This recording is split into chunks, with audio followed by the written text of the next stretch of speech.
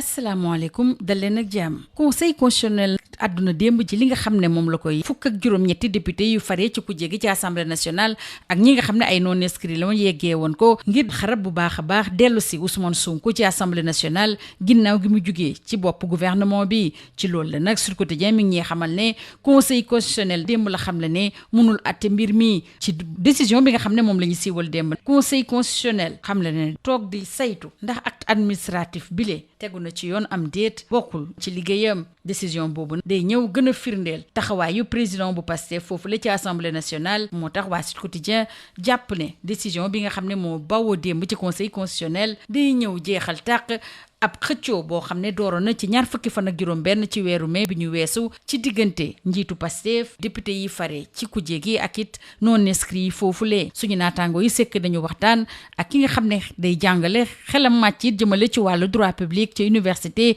Cheikh Anta Diop bu Ndakaaru moom Mamadou Aliou Diallo ne fi mu toll nii nag mbir mi tënku na ndax coow li jeex na tàkk conseil constitutionnel munu si joxe xalaatam benn yoon décision bi nga xam ne moo jib démb du loo xam ne war nañ ko mën a yeggee beneen kuréel ngir mu attewaat ko boobule xalaat uteeg lool ak gis-gisu waa tribune ñu jàpp ne ginnaaw ni conseil constitutionnel xam le ne mënul atte mbir yi mun nañ ko yóbbu ci cour suprême coow li nga xam ne nag moo jippoon jeex na tàq bu ñu sukkandikoo ci wàllu enquête donte nag am na ay xëpp yi nga xam ne moom lañ doon teg ci ndoddam conseil bi moom firndeel na Ousmane Sonko mun na dellusiwaat foofu la ci assemblée nationale ba jiite ko moo tax it waa Pastef kontaan ci boppam lañ ci def ci jamono joo xam ne nag ku jege ñoom ña ngay xarab décision boobule bu baax a baax décision bi nga xam ne nag dafa ñëw dal ci kujje gi te xaaruñ ko woon benn yoon boobule xibaar ki ñu koy yéegee di waa source a ndax conseil constitutionnel dafa fàttali ni article 92 bu constitution moom nag da ko may sañ-sañ mu waat du jëmale ci jongante yi waaye loolu ci jamonoy élection rek la ko mën a defee conseil constitutionnel li mu def du li nga xam ne moom la ku jegi doon xaar ci moom bu ñu sukkandikoo ci waa Rewmi Quotidien ñuy xam le ne nag juge Cheikh Ndiaye bi nga xam ne xibaar dafa jiboon ne dafa daje woon ak Ousmane Sonko moom démb teewu fa woon ñuy xam le yin ne El Malick Ndiaye nee na bi la décision bettu ko benn yoon waaye nag Adjuma Sow moom ma ngay artu bu baax a baax nee na problème bi fi mu toll nii kenn saafaragu ko ci jamono jooju waa l'Observateur sikk waxtaan bu yaatu ak ki nga xam ne magistrat bu mag la jëmale ci wàllu finance muy Mamadou Faye bi nga xam ne nekkoon na fi premier président bu Cour des comptes muy nangu ne dëgg la sax naam am na ay yéex-yéex yu ñu nemmeeku waaye nag tënk nañu rapport général bu atum 2024 te leen rek moo ci des jébbal ko kilifa yi Mamadou Faye di xamal waa l'Observateur nii ci biir rapport boobule du benn yoon boo xam ne nag wax nañ ci mbiru dette cachée di bor boobu nga xam ne moom lañ xamle woon ne dañ koo nëbb ñu jàll ci conseil des ministres bi nga xam ne jiitu réew mi Bassirou Diomaye Diakhar Faye moo ko jiite démb waa source a di ñu xamal ni lenn rek ko soxal fi mu ne mooy suwe wàllu xëyu ndaw yi ak it entreprise yi nga xam ne ñu ngi ci ay jafe-jafe looloo tax muy soññ premier ministre bi mu fexe ba waxtaan nag secteur privé bi ngir saafara seeni tawat jëmale ci wàllu xëyum ndaw yi xam le ne dina am ab ndaje goo xam ne danañu ko amal ngir ñu teg ay pexe yoo xam ne dina tax ba képp koo xam ne da nga soxla liggéey nga mun kaa am ci anam ya gën njiitu réew mi moo tey def ko loolu yëpp ngir wàcce tension yi ci jamono joo xam ne nag front syndical bi dafa xamle ni dana amal ab grève générale ci weeru sulet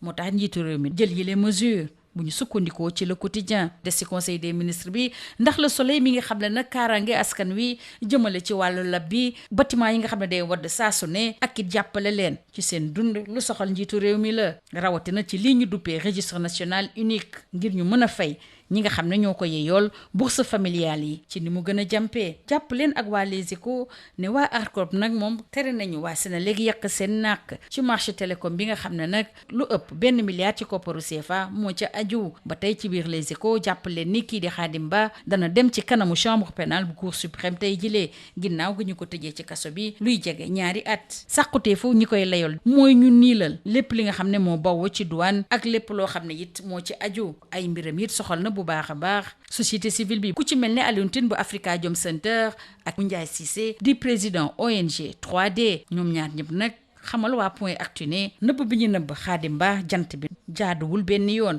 waa Tribune samp ci ab laaj ndax Khadim Ba ab otage système bi la waa critique di ci feelu waa Tribune di xam leneen téye bi ñu ko téye baaxul benn yoon ci suñu koom-koom ginnaaw la jub Sénégal ci kanamu France te ñu jëgmalit suñu ndajeek Norvège Le Soleil dafa jàpp ne am na yu bëri yoo xam ne war nañ ko caa jooyanti record yi di si dellu si bu baax a baax te xam la ne match bi suñu digganteeg waa Norvège lu am solo la ngir li des ci coupe du monde bi. Vox Populi moom dafa jàpp ne tànneefu joueurs yi it bokk na ci li nga xam ne moo tax ba ñu lajj muy dellu si mbirub Gana Gueye, Kalidou Koulibaly, Ibrahima Mbaye ak it taxawaay bi ci entrejeu bi. Ablaye Thiam bu Sud Quotidien jàpp ne ci jamono yu xëccu la ñu ne ci jamono joo xam ne njiitu réew mi Bassirou Diomaye Diakhar Faye jënd luy tolloog $40,000 jébbal ko waa ANPS ministère bi ñu dénk wàllu wi it teg ci $20 millions ak juróom ci kopparu CFA. loolu tax ba waa Sud Quotidien ne ANPS fi mu toll nii nokkiwaat na bu baax a baax. Maison de la presse bu New Jersey ci États-Unis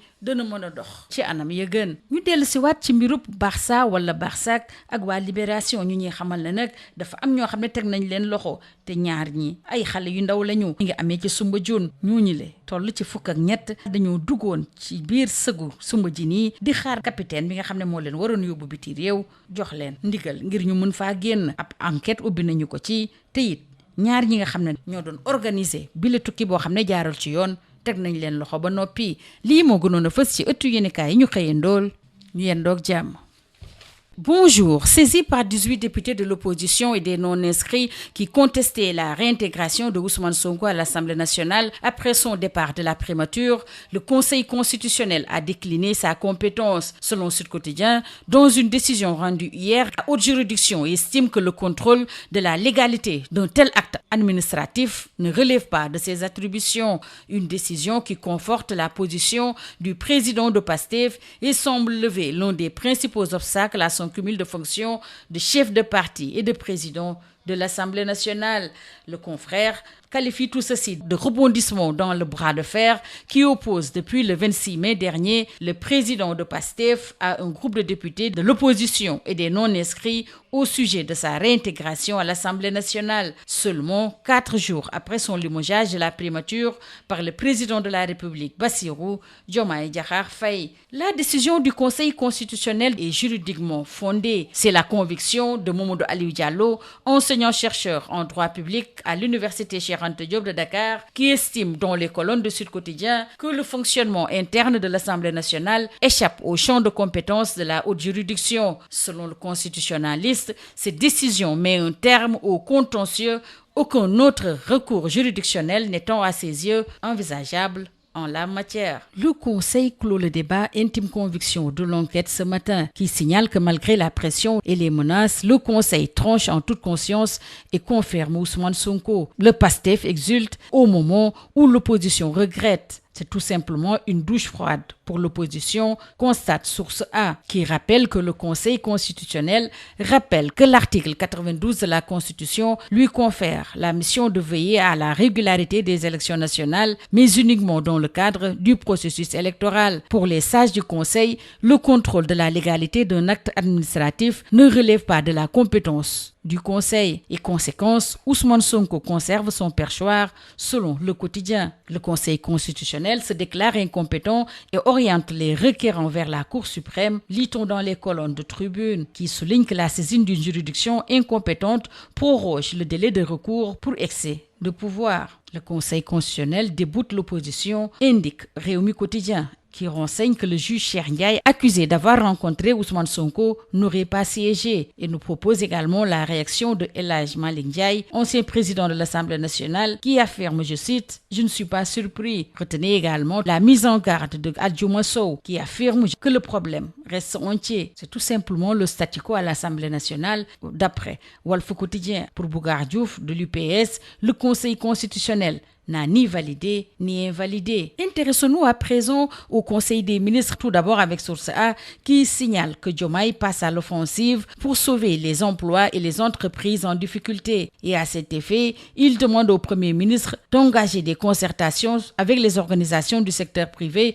pour une meilleure prise en charge de leurs préoccupations. D'ailleurs, il a insisté sur l'appurement progressif et accéléré de la dette intérieure et la nécessité d'un accompagnement de l'État en faveur des entreprises publiques et privées en difficulté pour relancer l'investissement, préserver et renforcer l'outil de protection et les emplois, a signalé un conseil interministériel sur l'emploi qui sera organisé afin de déboucher sur un plan opérationnel urgent et multisectoriel de promotion de l'employabilité et de l'emploi des jeunes sur l'étendue du territoire national. Diomaye fixe tout simplement le cap de la croissance souveraine dont les colonnes de Sud Quotidien. Soutien aux entreprises, bourse de sécurité familiale. Le Quotidien parle de calmant de Diomaye, des mesures prises avant la grève générale prévue en juillet. Registre national unique après la mise à jour et l'extension, 996 194 ménages pauvres sont recensés contre 545 000 auparavant. Toujours d'après Le Soleil,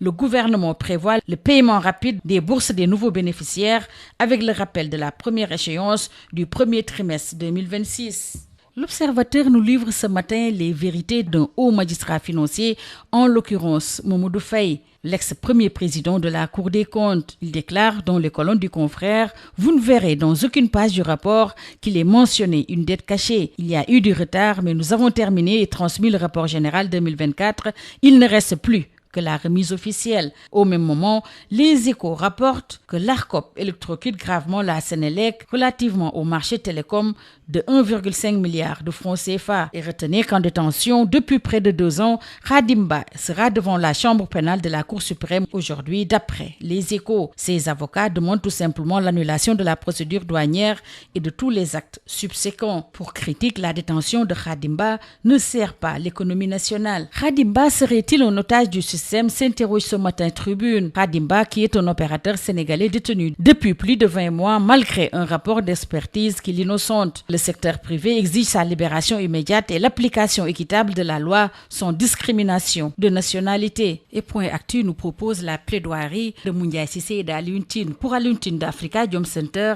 il n'y a pas de charge convaincante et palpable qui explique la détention de Khadim Ba, alors que le président de l'ONG 3D, Moundiaye Cissé, soutient que le dossier de Khadim Ba doit être vidé sans délai. Défaite du Sénégal contre la France et la victoire de la Norvège, nous en reparlons avec Le Soleil, qui souligne qu'il y a des réglages à faire avant le choc face aux Vikings. Vox Populi analyse également cette défaite du Sénégal devant la France. Au-delà de la prestation des Lions, il y a également le choix des hommes, d'après Le Confrère. Les cas Gana Gueye et Kalidou Koulibaly, la gestion de Ibrahima Mbaye, l'animation dans l'entrejeu en question, et que pour ce qui est de la couverture médiatique, le président Bassirou Diomaye Diakhar Faye alloue $40 000 à l'ANPS et que le ministère des Sports rallonge 25 millions de francs CFA. L'ANPS respire, lit-on dans les colonnes de Sud Quotidien, entre les coûts considérables d'un mondial organisé sur le sol américain et les difficultés financières qui fragilisent de nombreuses rédactions sénégalaises. L'Association nationale de la presse sportive du Sénégal